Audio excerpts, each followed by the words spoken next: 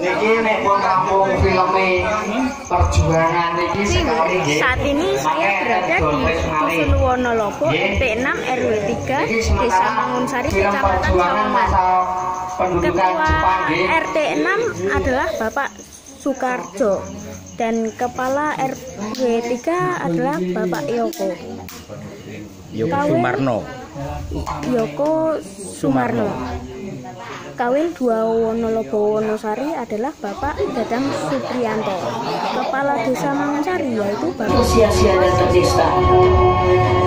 Ada 4 wilayah di Desa Mangunsari, yakni wilayah 1 Dusun Sambrang, Pertama-tama diinjak kaki orang-orang Eropa, Dusun Wonolobo Wonosari dan Karangsambi. seperti Portugis, Wilayah 3 Inggris, dan Dusun Gading Sari, Dusun Bengan Lor, Dusun Beran. Wilayah 4 Bengan Kidul, Dusun Kelorengan, dan Dusun Gelagak. sampai kemudian di dalam Jepang yang mula-mula mengaku diri sebagai saudara tua sesama Asia. Malam ini dilangsungkan pemutaran film.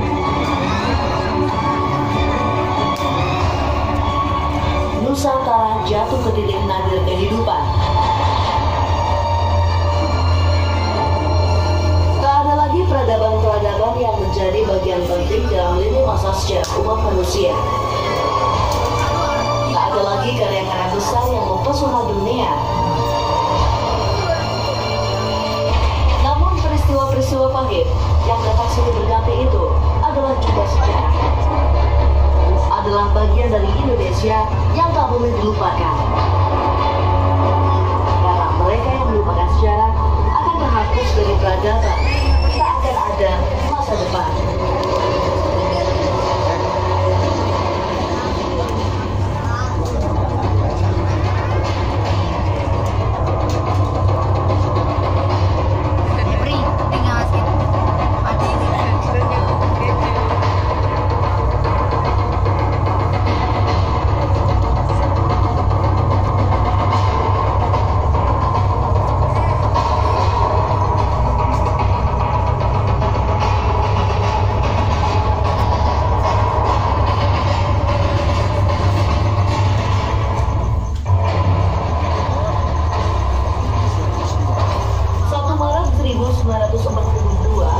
Kapal-kapal pengangkut militer Jepang berdarat di Teluk Banten untuk menaklukkan Batavia.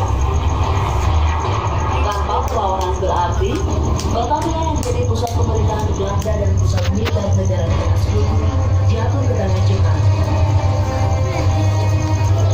Setelah menguasai Batavia, bala tentara Dai Nippon segera mengamankan kemenangannya atas kota-kota besar di Pulau Jawa. Jepang juga mengancam akan memusnahkan sisa-sisa pasukan Belanda dan sekutu yang masih bertahan di beberapa wilayah pinggiran karena terlambat melarikan diri.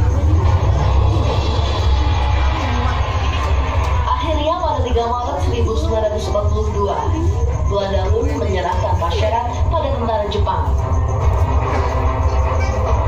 Runtuhnya Hindia Belanda menjadi puncak keberhasilan Jepang menguasai seluruh kawasan di Asia Tenggara. Jepang mewujudkan ambisinya untuk membangun Imperium Asia Timur Raya.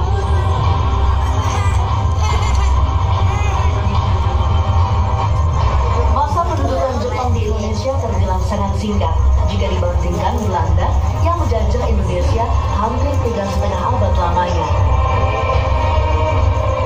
Jepang menjajah Indonesia hanya dalam 3,5 tahun.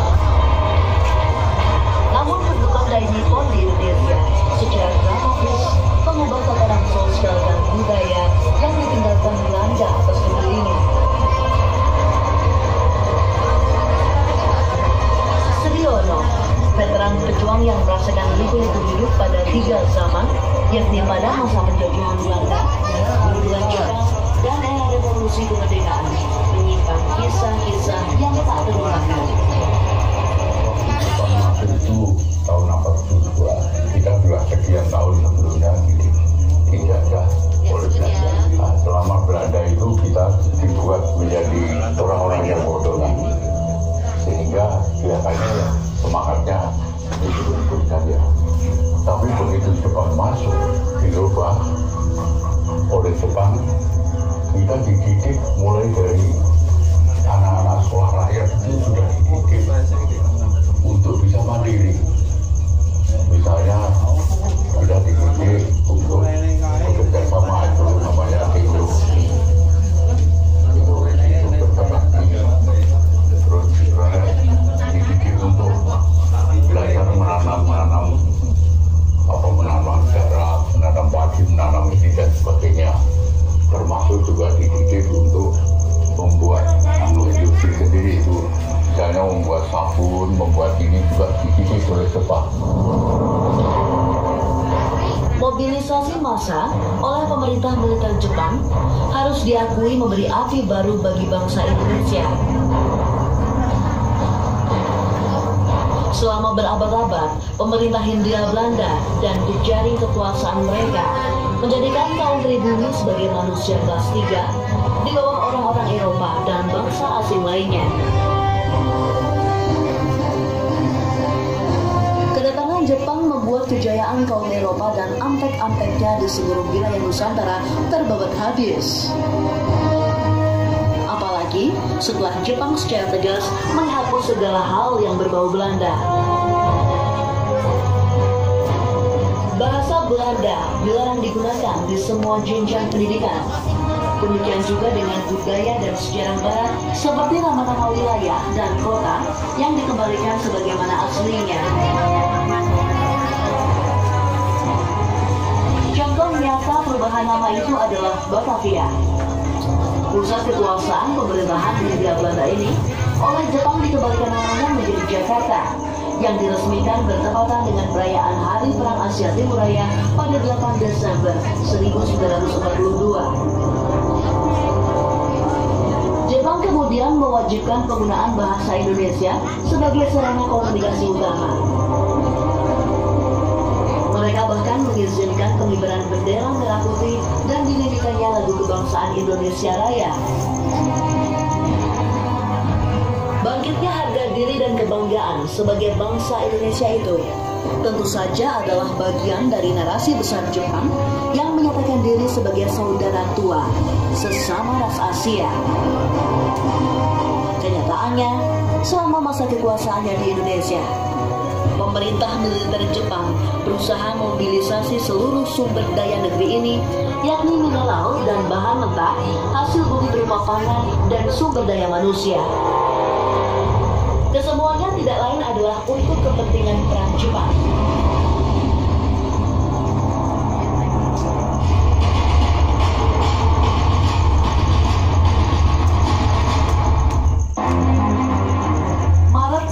Maret 1942, Jepang membentuk pemerintahan sementara yang disebut dengan pemerintahan militer Jepang di Indonesia.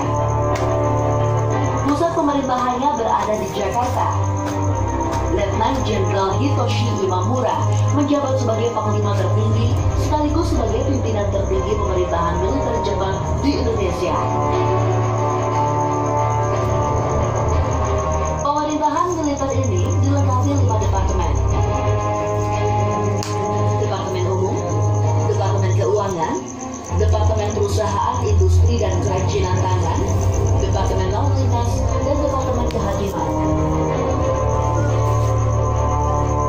Pemerintahan ini bertujuan untuk menyosialisasikan segala kebijakan Jepang kepada rakyat Indonesia.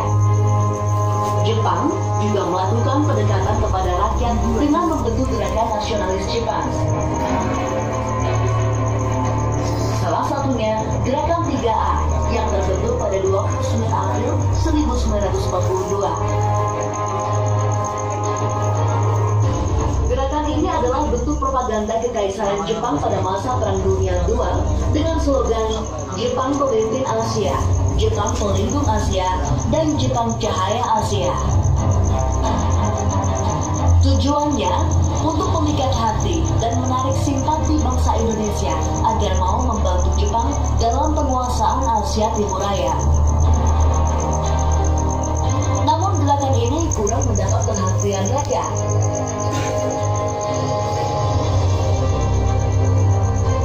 Juli 1942, Jepang membebaskan tokoh-tokoh nasional nasional yang ditawan Belanda, di antaranya Soekarno dan Muhammad Hatta.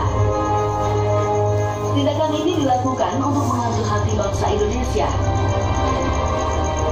Jadi ini satu strategi saja, strategi politik. Banyak kemudian yang menjelaskan dari mereka itu, jadi orang-orang yang bersama Bung Karno itu menginginkan sebetulnya suatu kepastian.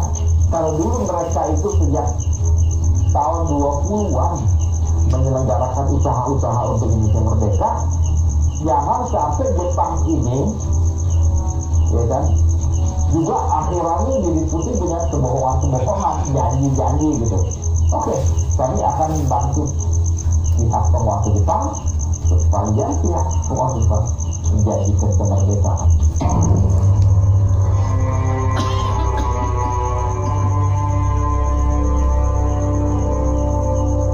Jepang juga memberi rupa-rupa janji yang tujuannya adalah agar tokoh-tokoh nasional itu bisa mengajak seluruh rakyat bersedia bekerja sama dengan pemerintahan Jepang di Indonesia.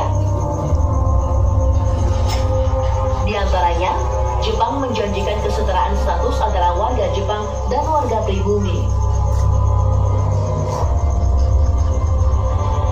Itu sebenarnya pada waktu Jepang masuk, Soekarno dianggap kooperatif karena Soekarno sebenarnya ingin tahu kan apa maunya Jepang ini, bukan tidak membantu sesungguhnya.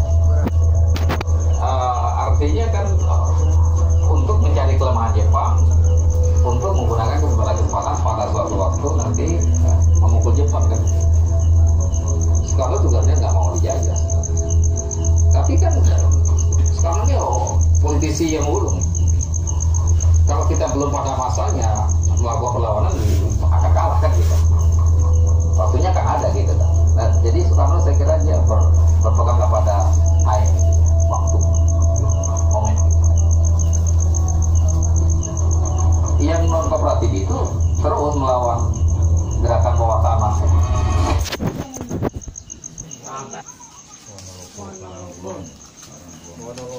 Itu saja liputan saya di Dusun Wonolobo ya, untuk Poros Borobudur. Salam dari Pemfang.